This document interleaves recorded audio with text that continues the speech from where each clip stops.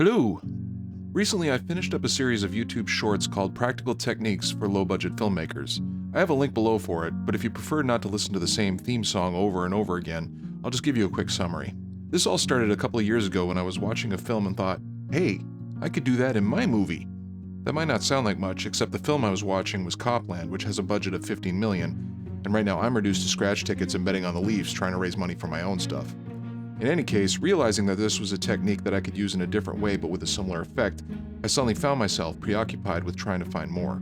The Google document that houses those notes from Copland eventually ballooned to close to 80 pages, and I started the PT4LF series in case others might get some value from these observations as well. One thing that a lot of people say they hate about going into film either as a job or as a hobby is that all of a sudden movies lose a lot of their magic. I can see that point of view, but one unexpected benefit for me was that movies became something like a treasure hunt, where you can find something and say, hey, I could do that, even if you're on a shoestring budget. Very quickly, I don't think I deserve any credit in finding these things. The cleverness lies entirely with the directors or production designers or editors or sound designers or writers or what have you. Okay, that's enough preamble for now. Let's look at some films and the lessons they teach. Let's say your film calls for somebody to fall to their death from a great height. Unsure how to pull this off? Well, Copland has a compelling sequence where a cop does just that. Rather than dramatize the fall, they show him hanging, they cut away to the cops who are arriving trying to rescue him, and then we see that it's too late. A sequence like this removes a stunt. Let's say your film has an actor, but your budget only allows them to be there for a single day.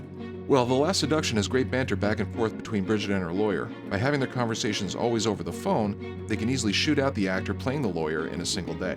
Let's say you need to show somebody getting shot, but you don't have a lot of squibs to work with.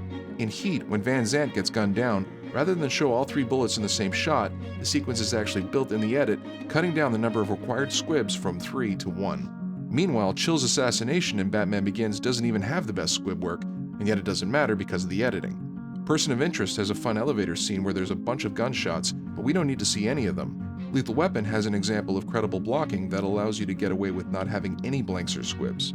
Finally, Die Hard shows how you can get dozens of apparent gunshots without showing more than 5 or 6 blanks.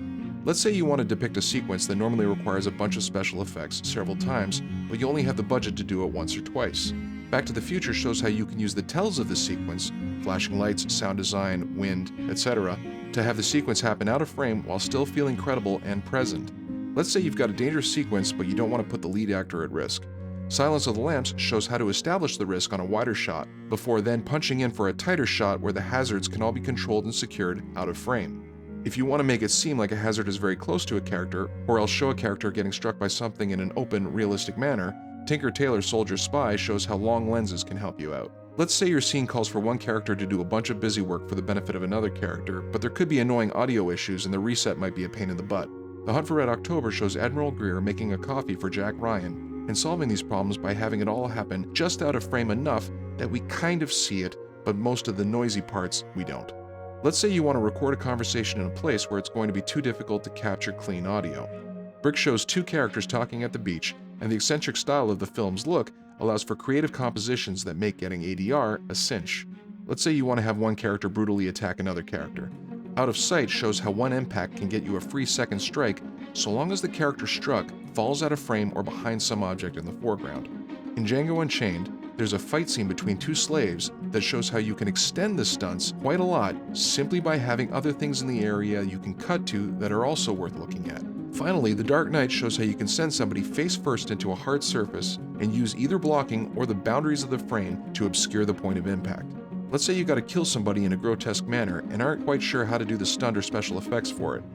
A creative solution from Miller's Crossing was to have one of Leo's guards killed entirely off screen, with sound design doing the heavy lifting until the camera movement finally reaches the body. The Usual Suspects has its own elevator scene where 2 characters are offed by McManus, and all that's needed is flashing lights. And if torture is required, Lethal Weapon offers a great scene that's very practical. Let's say your script calls for 2 characters to plan something out. Shaun of the Dead has a nice approach.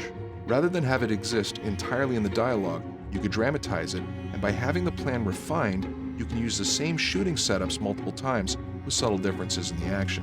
What if you want to have a lot of production value but don't have a big budget?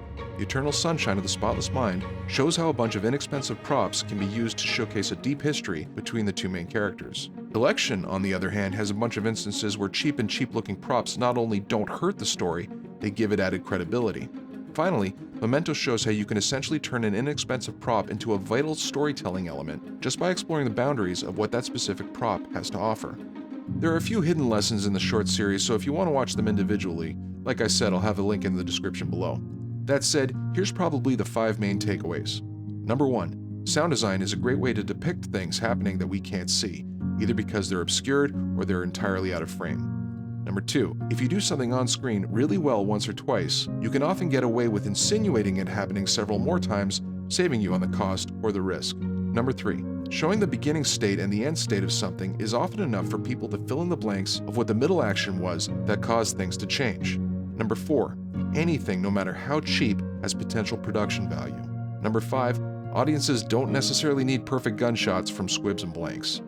It's worth mentioning that while you can get away with some hacks or shortcuts, it's difficult to build an entire film around compromises unless you want the dubious artistic achievement of ending up in a red-letter media best of the worst episode. Filmmaking is a visual medium, which means that at some point, good stuff has to be actually shown to the audience. If you have a horror movie, having every death happen off-screen is going to be kind of weak. And if you have an action movie with poorly designed stunts or gunfire sequences, you're risking turning your film into a joke. In fact, it's probably worth examining why it is that some of these techniques never seem to stick out like a sore thumb when they're shown to us. Sure, something like the Batman Begins or heat shooting might seem pretty rough when slowed down, but honestly, it's not just because of brisk editing that they get away with it. It's because these scenes are filled with such richness already that any discrepancies become so incidental that we can gloss over them. If nothing else, I think of that as a testament to how important it is to make sure that everything in the scene is working. The story, the acting, the music, the sound, the production design, the cinematography. If these broad strokes are solid, then you're not just gambling everything on a single detail. Now, when I started this series, I originally committed to 21 episodes, and at the time of this recording, the 21st episode went up just over a week ago. That said, it's possible that I may come up with another episode of this series sometime in the future. Gosh, I sure wish there was a way for you to be in the loop if that happened. Anywho, if nothing else, the series definitely reinvigorated me with the inspiration to be more creative with the stuff that I do, even at the very lowest of the low-budget scenarios. If you're a micro-budget filmmaker as well, then I hope it does the same for you. As always, thanks for watching, and I hope you stick around.